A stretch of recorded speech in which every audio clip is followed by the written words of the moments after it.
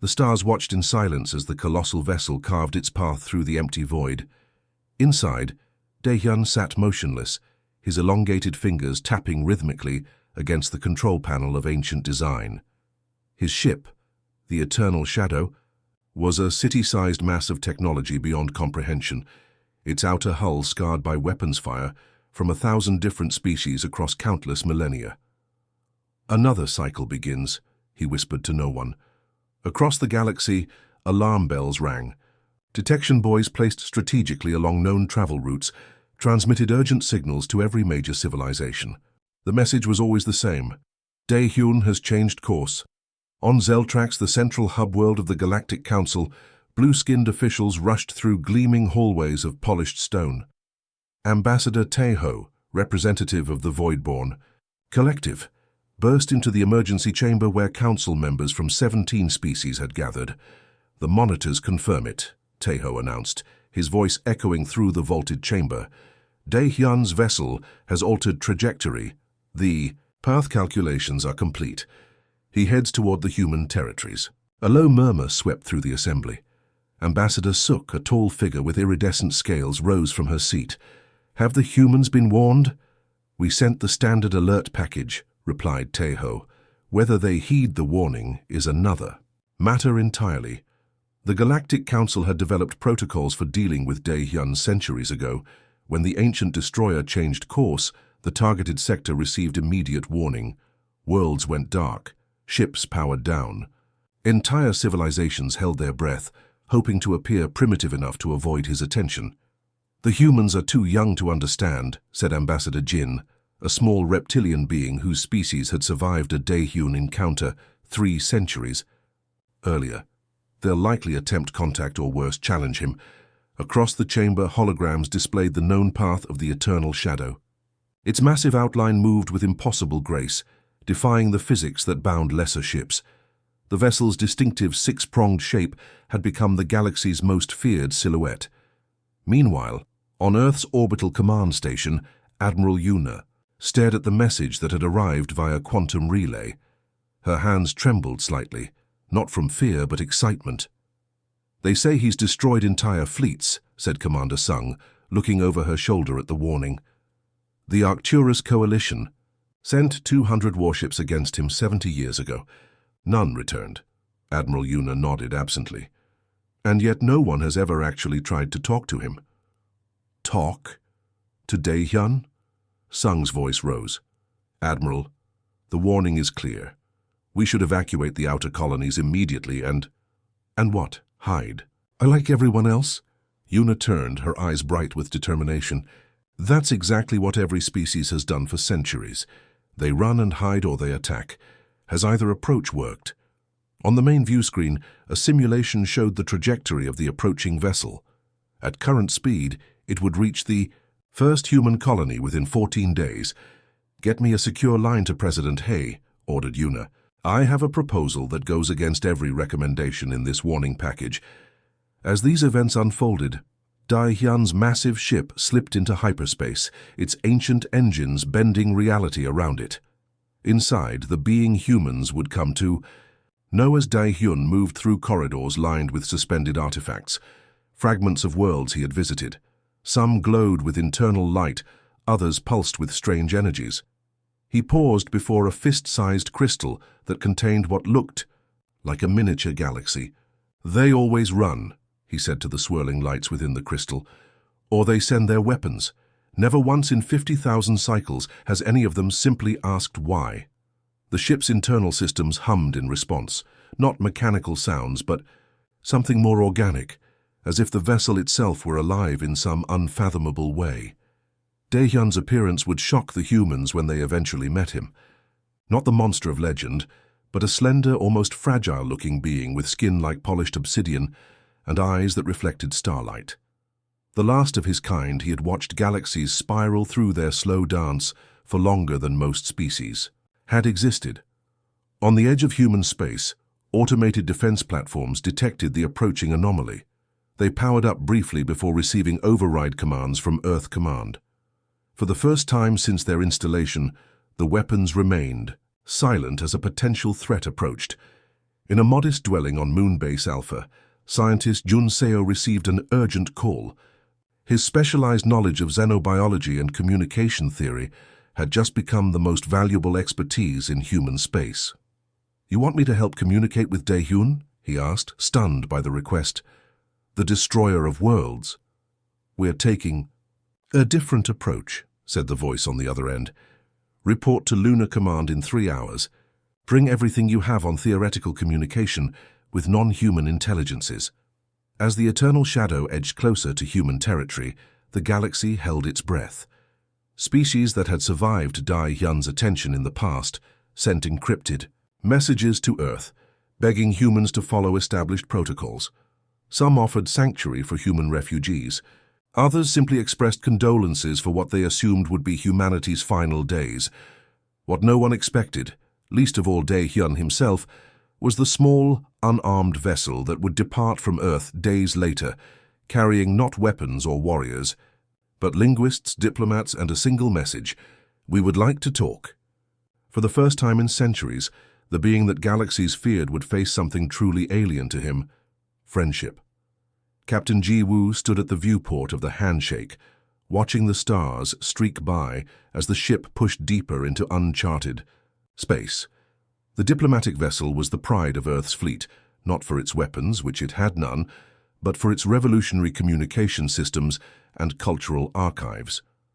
The ship's sleek silver hull reflected starlight, its design intentionally non-threatening with smooth curves instead of the angular predatory shapes preferred by military craft.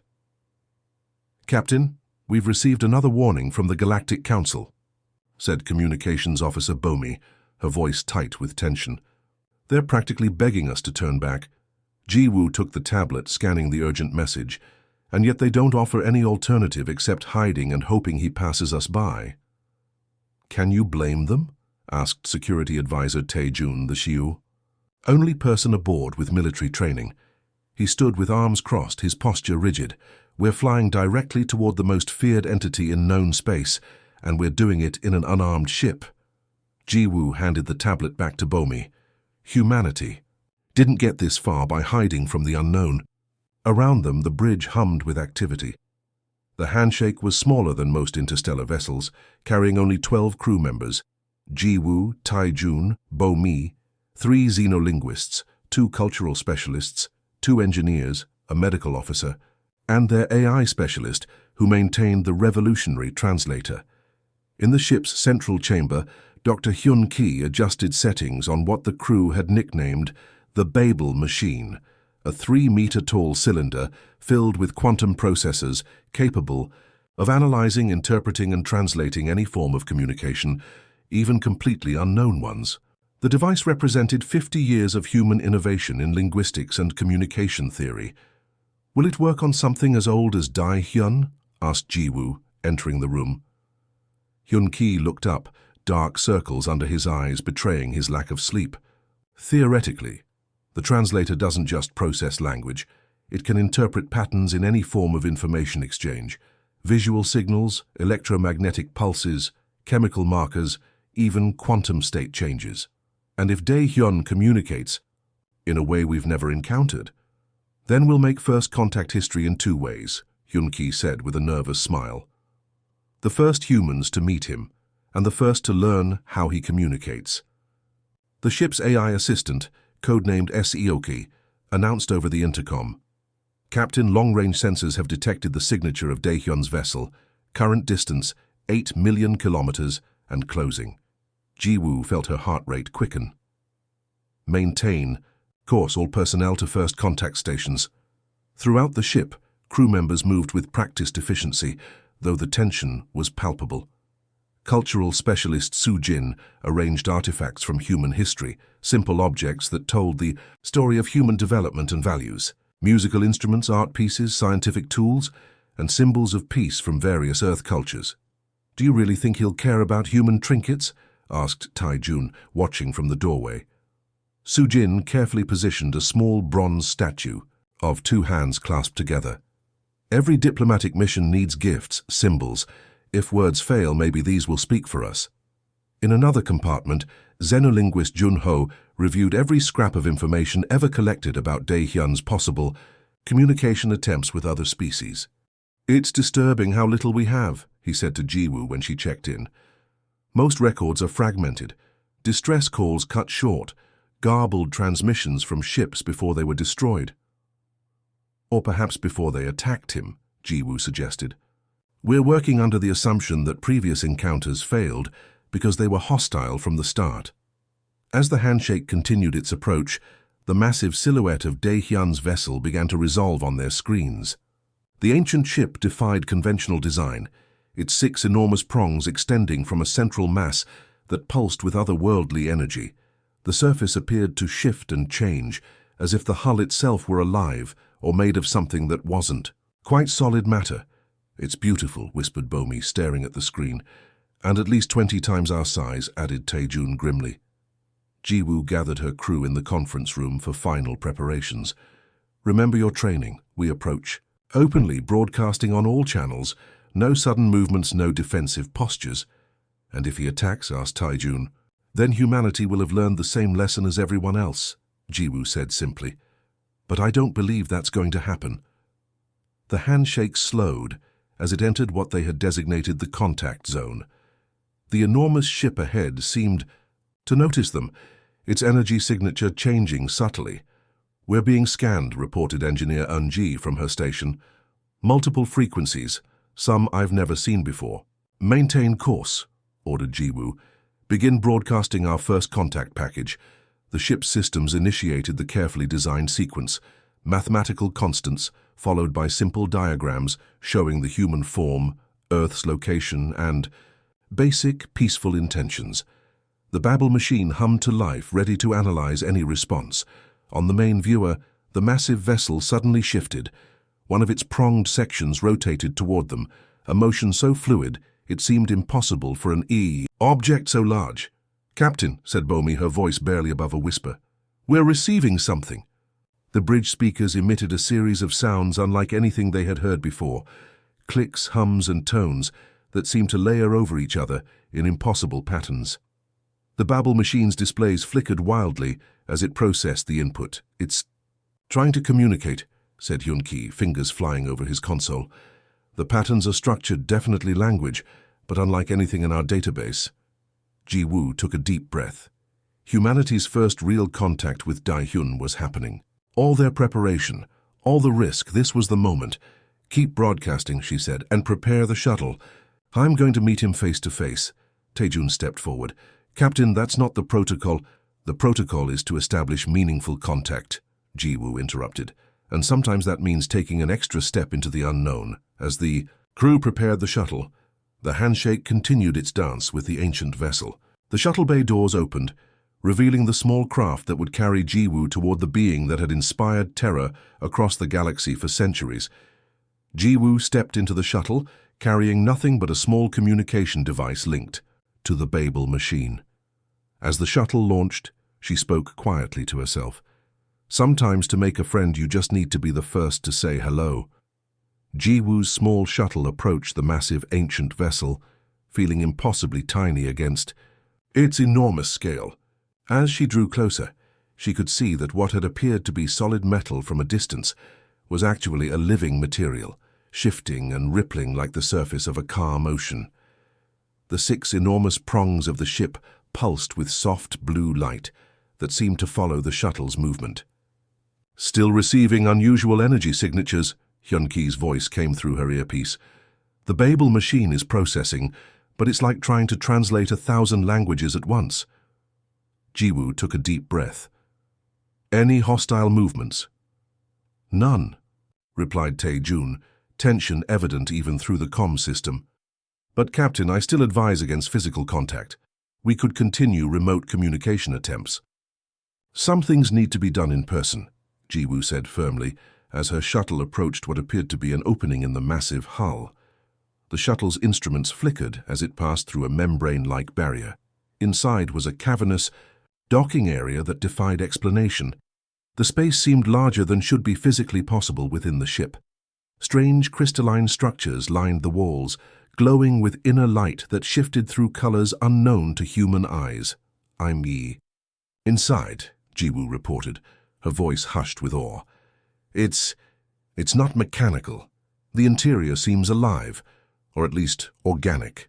The shuttle settled onto a surface that formed a perfect cradle for the craft, as if the ship had molded itself to receive the human vessel. As the engines powered down, Jiwoo felt a subtle vibration through the hull, not threatening, but like a greeting. "The Babel machine is picking up patterns," Hyun-ki reported excitedly. "The vibrations you're feeling, their language, the ship itself is speaking to you." Gathering her courage, Jiwoo sealed her environment suit and opened the shuttle hatch. The air beyond registered as breathable, but filled with trace elements her instruments couldn't identify. She stepped onto the surface of Dae-hyun's vessel, becoming the first human to make direct contact with the legendary being.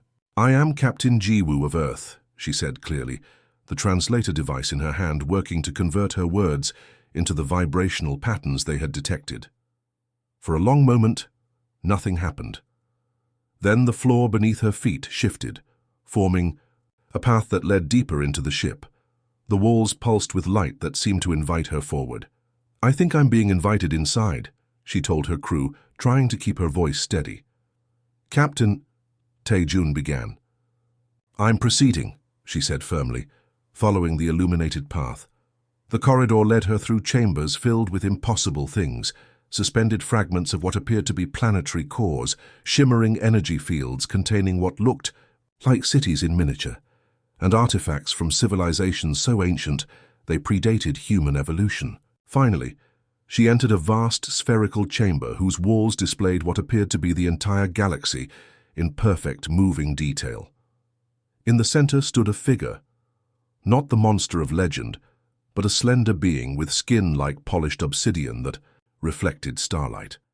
Dae-hyun had features that were almost human, 2 arms, 2 legs, a head, but the similarities ended there. His eyes contained swirling galaxies, and parts of his body seemed to phase between solid matter and pure energy. "You came alone," said a voice that wasn't quite a voice, more like thoughts forming directly in Jiwoo's mind. The Babel machine translated, its screen displaying the patterns it was interpreting. "You brought no weapons." Jiwoo swallowed hard. "We came to talk, not to fight. Talk." The being seemed to consider the concept. "In 11,437 encounters, you are the first to simply talk." The revelation hit Jiwoo with stunning force. Every story, every warning about Dae-hyun's destructive nature, could it all have been the result of misunderstanding? Of fear meeting fear? "The others attacked you first," she said. "It wasn't a question. They feared what they did not understand," Dae-hyun replied, moving closer. His movements were fluid, as if gravity affected him differently. "Fear leads to violence. Violence leads to defense. Defense is interpreted as aggression. The cycle continues." Jiwoo nodded slowly. "Then we've broken the cycle by coming in peace." Peace, Dae-hyun seemed to test the word. "A concept my kind valued, above all else, before the end." "Your kind? There were more of you?" Dae-hyun gestured, and the galactic display around them shifted, showing stars and systems that looked nothing like the current configuration of the galaxy. "We were many once, billions of your years ago. We called ourselves the Eternal Ones. Now I am the last." As they talked, Jiwoo learned the devastating truth. Dae-hyun's species had been guardians of sorts, watching over the galaxy's development. When a cosmic event of unimaginable scale threatened all life, they sacrificed themselves to contain it, leaving only Dae-hyun to continue their work. "The worlds I have taken," he explained, gesturing to the miniature cities and planetary fragments Jiwoo had passed, "are not destroyed, they are preserved, samples of civilizations that would otherwise be lost completely." "Lost to what?" Jiwoo asked, dread building in her chest. Dae-hyun's galaxy display shifted again, showing a dark region at the galaxy's edge. "The void tide returns in cycles. It consumes all it touches. My kind held it back for eons, but our numbers dwindled. Now I alone stand watch." Jiwoo understood with growing horror. "The technologies you destroyed draw the tide's attention," Dae-hyun finished. Certain energy signatures act as beacons. I dismantle them when I must, preserving what I can of the civilizations that created them. With trembling hands, Ji-woo activated her communication link. "Are you getting this?" she asked her crew. "Every word," replied Hyun-ki, his voice thick with emotion. "Captain, if he's telling the truth, then everything we thought we knew about Dae-hyun was wrong," she said. "He's not a destroyer. He's been trying to save us all." Ji-woo turned back to the ancient being. "Why didn't you ever try to explain this to the others?" Something like sadness passed through Dae-hyun's starlit eyes. "I tried at first, but fear made communication impossible. Eventually, I accepted my role as the monster of their stories. It was simpler than watching them destroy themselves by ignoring my warnings." With growing wonder, Ji-woo realized that humanity's reckless courage had accidentally accomplished what thousands of years of fear had prevented: real understanding. "There's so much we could learn from each other," she said softly. Dae-hyun extended a hand, a gesture he must have observed from monitoring human communications. "Your species interests me, Ji-woo of Earth. You fear, yet you came forward. You are small, yet you dream large. Perhaps together we can prepare for what comes." As Ji-woo reached out to touch the being that galaxies had feared for centuries, she felt the weight of a turning point in cosmic history. The monster of legend was actually its guardian, and humanity had just made the most important friend in the universe. "I think this is the beginning of a very important conversation," she said, her hand meeting his in the space between their worlds. The news spread faster than light speed through the quantum relay network that connected the major powers of the galaxy. Within hours of the handshake establishing communication with Dae-hyun, emergency alerts flashed across diplomatic channels. Security footage showing Ji-woo shaking hands with the galaxy's most feared entity leaked from Earth's command channels, causing panic across 17 systems.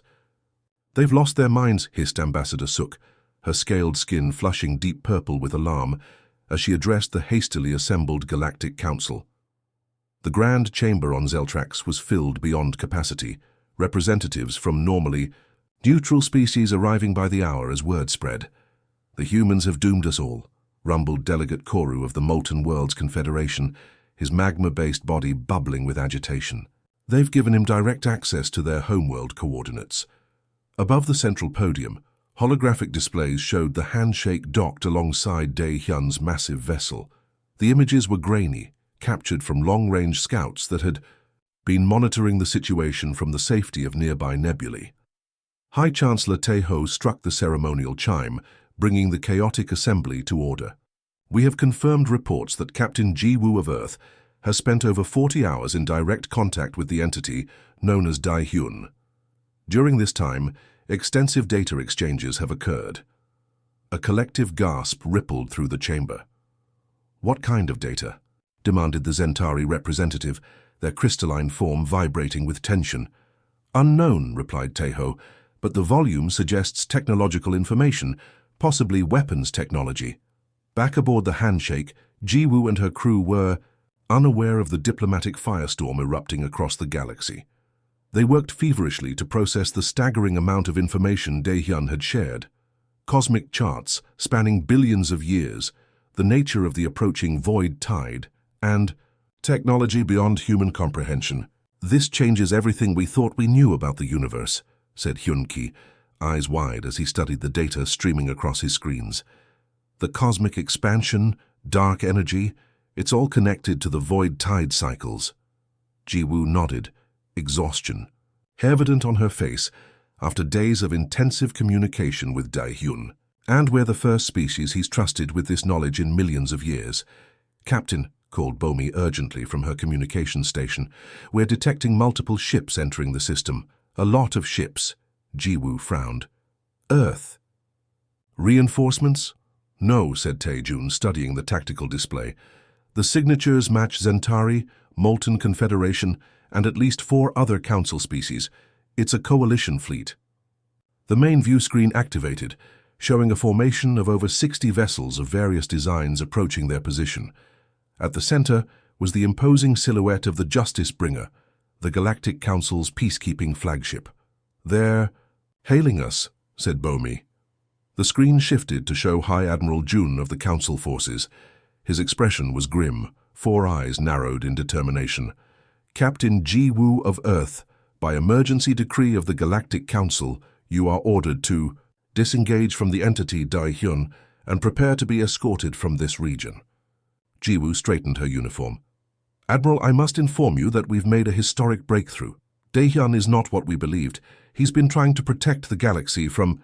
Captain, interrupted Jun, we are aware of your claims. They have been deemed the result of manipulation or coercion. The Council has voted. This interaction ends now. Alarm spread through the handshake's bridge. Taejun moved closer to Ji-woo. Captain, they have Planet Cracker weapons online. They're prepared to fire on Daehyun's vessel, and possibly us too. Inside Daehyun's ship, the ancient being observed the approaching fleet. The familiar patterns stirred memories of countless confrontations across millennia. His vessel's defense systems activated automatically, energy building in the 6 massive prongs that could unleash destruction capable of shattering worlds. They fear what they don't understand, Ji-woo said, watching the tactical display as the fleet moved into attack formation. Admiral Jun, please, we need time to explain what we've learned. There is nothing to explain, replied Jun coldly. Humanity's recklessness has endangered the galaxy. If necessary, we will destroy both vessels to contain this threat. Aboard. The Justice Bringer. Weapons officers calibrated their targeting systems. In the council chamber on Zeltrax, representatives watched the live feed with bated breath.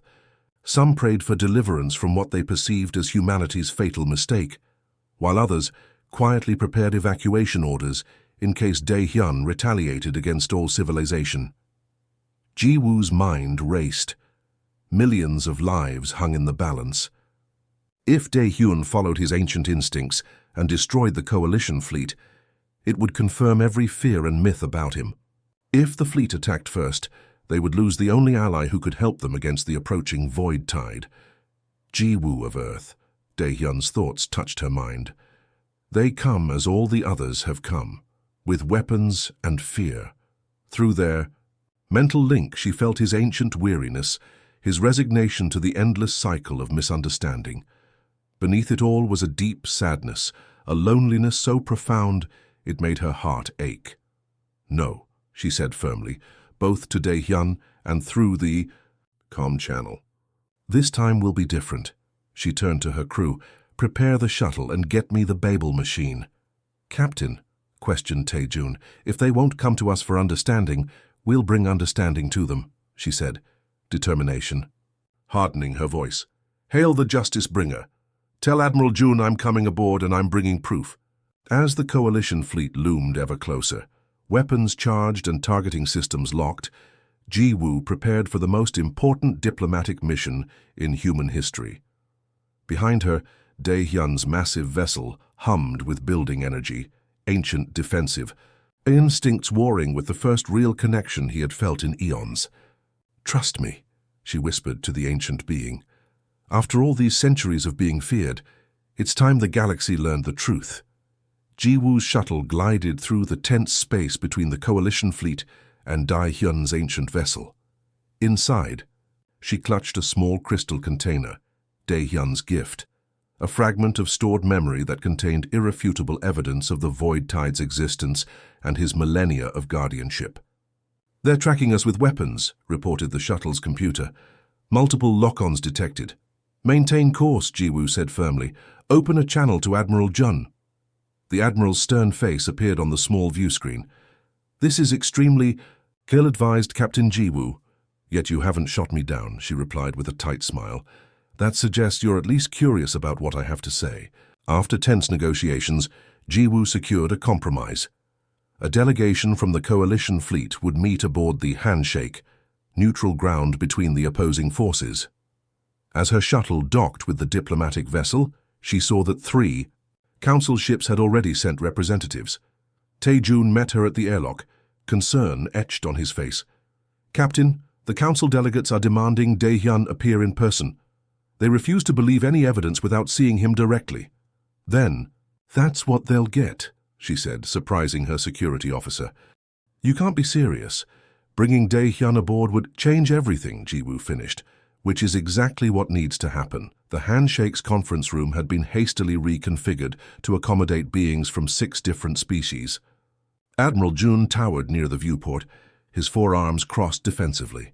Ambassador Suk's scales shimmered with nervous energy as she kept her distance from the molten Confederation representative, whose containment suit glowed orange from the heat of his magma body. 2 crystalline Zentari delegates communicated, in quiet harmonic tones, while a small grey-skinned being from the ancient Moro collective observed silently from the corner. "This meeting is unprecedented," began Admiral Jun. "No representative of the Council has ever willingly approached the entity you call Dae-hyun. Because you never asked what he wanted," replied Ji-woo. "You assumed his intentions based on fear and misunderstanding." "Misunderstanding," hissed Ambassador Suk. "He destroyed the entire Peleran civilization 2 centuries ago." Ji-woo activated the holographic display at the center of the table. "He preserved what he could of it. The rest was already doomed." The display showed a recording from Dae-hyun's memory crystal, the Peleran home system, facing an approaching wave of what appeared to be nothingness, a cosmic anomaly that devoured light itself. The delegates watched in stunned silence as Dae-hyun's vessel extracted key elements of Peleran culture and technology before the wave consumed everything. "What is that?" whispered one of the Zentari delegates, crystalline structure vibrating in alarm. "The void tide," answered a new voice as the conference room door slid open. Dae-hyun stood in the doorway, his form somehow both impossibly ancient and timeless. The delegates recoiled instinctively, but curiosity kept them from fleeing. In person, without the terrifying scale of his vessel, Dae-hyun appeared almost fragile, a being of living starlight contained within a vaguely humanoid form. "For billions of your years," he continued, his thoughts translating through the Babel machine, "my kind held back this cosmic force. We failed. Now it returns, and I alone remain to prepare the galaxy." Admiral Jun's hand hovered near his weapon. "If what you claim is true, why destroy advanced civilizations? Why not simply warn us?" "I tried," replied Dae-hyun, sadness rippling through his luminous form. 3,000 years ago, I approached the earliest council with warnings. They attacked, believing I sought to steal their technology. Since then, every attempt at communication has ended the same way. Ji-woo stepped forward. "Certain energy signatures attract the void tide, like beacons drawing it faster toward inhabited systems. Dae-hyun wasn't destroying civilizations. He was trying to save them from a worse fate." The delegates exchanged troubled glances as more evidence appeared on the holographic display. Cosmic charts showing the void tide's advance over billions of years, the mathematical certainty of its return, and the types of technologies that accelerated its approach. "The humans listened," said Dae-hyun simply, "the first to do so in 11,437 encounters." Slowly, the truth dawned on the assembled representatives. Their feared destroyer was actually the galaxy's oldest guardian, fighting a lonely battle against extinction itself. "If what you show us is true," said the Moro representative, speaking for the first time, "then we have wasted precious time that could have been spent preparing." "It's not too late," said Ji-woo. "Dae-hyun has knowledge that could help us all survive what's coming, but only if we work together." Hours passed as ancient knowledge merged with the combined scientific understanding of the council races. Initial suspicion gave way to cautious cooperation, then to genuine collaboration, as the reality of the void tide became undeniable. As the emergency summit concluded, Admiral Jun approached Ji-woo. "The Council will need time to process this revelation, but I believe you've changed the course of galactic history today." "Not me," Ji-woo replied, glancing toward Dae-hyun, who stood by the viewport gazing at the stars. "Humanity simply did what should have been done long ago. We reached out instead of pulling away." Later, as the coalition fleet dispersed with news that would forever change the galaxy's understanding of its most feared entity, Ji-woo found Dae-hyun in the observation deck of the Handshake. "For the first time in eons," he said, his thoughts gentle in her mind, "I am not alone in my vigil." Ji-woo stood beside him watching the stars. Was it worth the wait? Finding someone who would listen? Your species is young, Daehyun replied, impulsive, sometimes foolish. A ripple of light that might have been a smile passed through his form. But you possess something my kind had forgotten, the courage to reach past fear toward understanding. He extended his hand, mimicking the human gesture that had first bridged their worlds. Together we may yet survive what comes. Jiwoo took his hand without hesitation. Where their fingers met, stars seemed to dance between them. Human determination meeting ancient wisdom in a connection that spanned billions of years of cosmic history. Around them, the handshake hummed with activity as communications officers relayed news of the historic alliance to Earth. Beyond the viewport, Daehyun's massive vessel drifted peacefully alongside ships from 6 different civilizations, former enemies now united by a common purpose. I think, said Jiwoo softly, this is how galaxies are saved. Not through fear, but through friendship. Daehyun's reply came not in words but in a feeling. Hope, blooming after endless winter, as the most feared being in the galaxy found something he had thought lost forever. Belonging. The end.